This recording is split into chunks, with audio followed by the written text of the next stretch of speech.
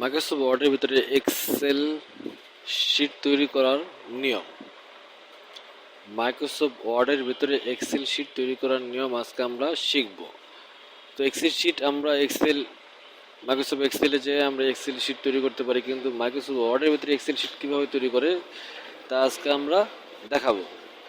তো আমি প্রথমে একটা প্যাড নিয়েছি, আমার ইউটিউব চ্যানেলে প্যাড তৈরি করার নিয়ম দেওয়া আছে, আপনারা চাইলে দেখে নিতে পারেন। এখানে আমি একটা স্যালারি স্লিপ বা শিট তৈরি করব। তো এই জন্য আমি এখানে একটা এক্সেল শিট নিব। তা কিভাবে নিলাম? ইনসার্টে ক্লিক, মেনু বারে ইনসার্ট ক্লিক, অবজেক্ট ক্লিক, অবজেক্টে আসার পর অবজেক্ট টাইপ থেকে আমরা মাইক্রোসফট অফিস এক্সেল 97 2003 ওয়ার্কশিট এটা ক্লিক, এরপর ওকে ক্লিক। আমাদের এখনই এক্সেল শিট চলে আসবে। হ্যাঁ, এক্সেল সম্পূর্ণ কিন্তু এক্সেল মুভমেন্ট চলে আসছে। এই শিটে আপনি চাইলে এখানে এই যে কালো কালো যে দাগগুলো আছে, লাইন বারের যে কালো দাগগুলো, এগুলাতে মাউস প্রতীক ধরলেই দুই পাশ অ্যারো চিহ্ন দেখাবে। দুই পাশ অ্যারো চিহ্ন যখন দেখাবে তখন মাউসটা চেপে, লেফট সাইড চেপে টান যতটুকু দিবেন অতটুকু পর্যন্ত আপনার এটা বড় হবে। ঠিক আছে, আমাদের কলম যতটুকু দরকার অতটুকু কলম নেব, এইভাবে যেভাবে এখানে এইভাবে রাখলে মাউস প্রত্যেকটা এখানে এই যে এইভাবে কলামের মাঝখানে রাখলে এরকম দুই পাশে আরো জন্য দেখাবে। তখন এবার টান দিয়ে আমরা এভাবে চাপ দিয়ে আমরা লেফট সাইড চাপ দিব। সবসময় মাউসের লেফট সাইড চাপ দিয়ে আমরা কাজ করতে পারি। তো আমি এটা এর একটা করে রাখছি কিছুটা, আমি যাতে আমাদের সময় কম লাগে এই জন্য কিছুটা করে রাখছি। আমি এটা থেকে আপনাদের দেখাচ্ছি। লিখে কমপ্লিট করে রাখছি। তো আমার এখানে এই একটা কলাম দেখা যাচ্ছে না, আমি চাইতেছি এই কলামটা বাদ দিতে বা কলামটা সুন্দর করে নেওয়ার জন্য আমি এই শিটটাতে ডাবল ক্লিক করব। তাহলে আমাদের কি হবে, এক্সেল শিটে নিয়ে আসবে। এখানে আমি এই যে মাউস প্রতীক রাখলাম, দুই পাশ অ্যারো দেখালো এই লাইন বারের কালো দাগে, আমি এখান থেকে টান দিয়ে চাপে লেফট সাইড চেপে আমার প্রয়োজনীয় কলামে নিয়ে আসলাম।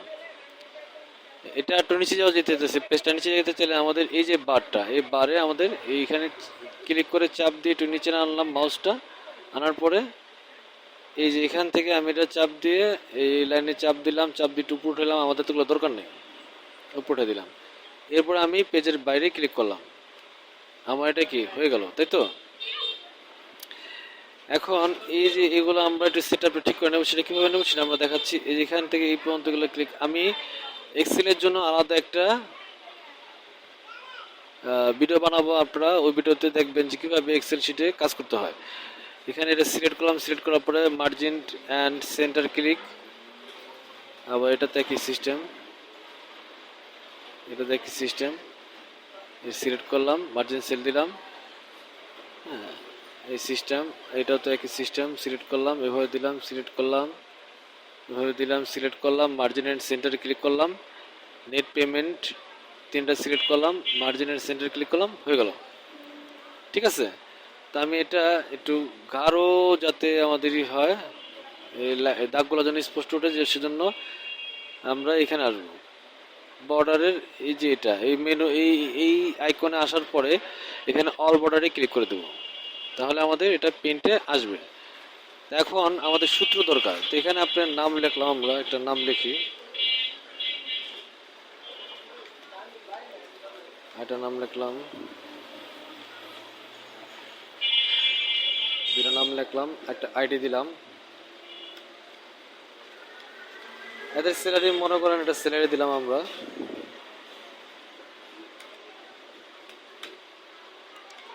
এটা স্যালারি দিলাম, মেডিকেল দিলাম।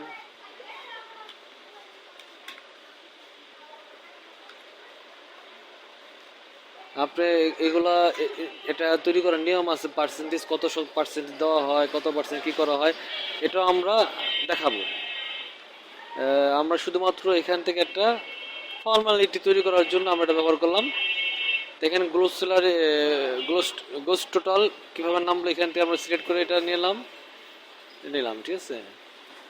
এটা এই যে প্রভিডেন্ট ফান্ডটাও কিভাবে পার্সেন্টেজে আসতে হয় সেটা আমরা দেখাবো। যেহেতু আমি আজকে এক্সেলের কোনো কাজ করছি না, আমি মাইক্রোসফট ওয়ার্ডের ভিতরে এক্সেলটা কিভাবে আনতে হয় সেই নামটা দেখাচ্ছি, যার জন্য এক্সেলের বিষয়টা আজকে ভালো করে আমি বুঝাইলাম না। এর জন্য আলাদা একটা আমার ভিডিও থাকবে, সেই ভিডিওতে আপনারা দেখবেন কিভাবে আমি এটা কাজটা করি। তো নেট পেমেন্টের জন্য আমাদের বড় সংখ্যা আগে ক্লিক, গ্রোস স্যালারি থেকে প্রভিডেন্ট ফান্ড ইনকাম ট্যাক্স দুইটা বাদ হবে। তো এটা ক্লিক করার পরে মাইনাস চিহ্ন দিলাম কিবোর্ড থেকে, এরপর প্রভিডেন্ট ফান্ড যোগ ইনকাম ট্যাক্স, মানে প্রভিডেন্ট ফান্ড এবং ইনকাম ট্যাক্স যোগ আর গোস স্যালারি গোস টোটাল মাইনাস, এন্টার দিলাম, আমার এটা চলে আসলো। ঠিক আছে, এই হলো আমাদের হিসাব। আমি আগে বলছিলাম ভালো করে বুঝাইলাম না, এটা টান দেওয়া এখান থেকে নিলাম, এটা টান দিয়ে এখান থেকে নিলাম।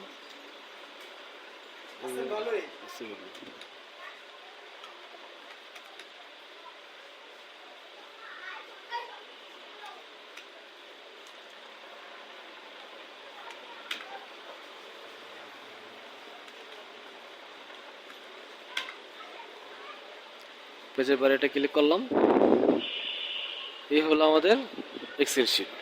তো আশা করি সবাই বুঝতে পারছেন। ইনশাল্লাহ পরবর্তীতে আবার অন্য কোনো ভিডিও নিয়ে হাজির হব।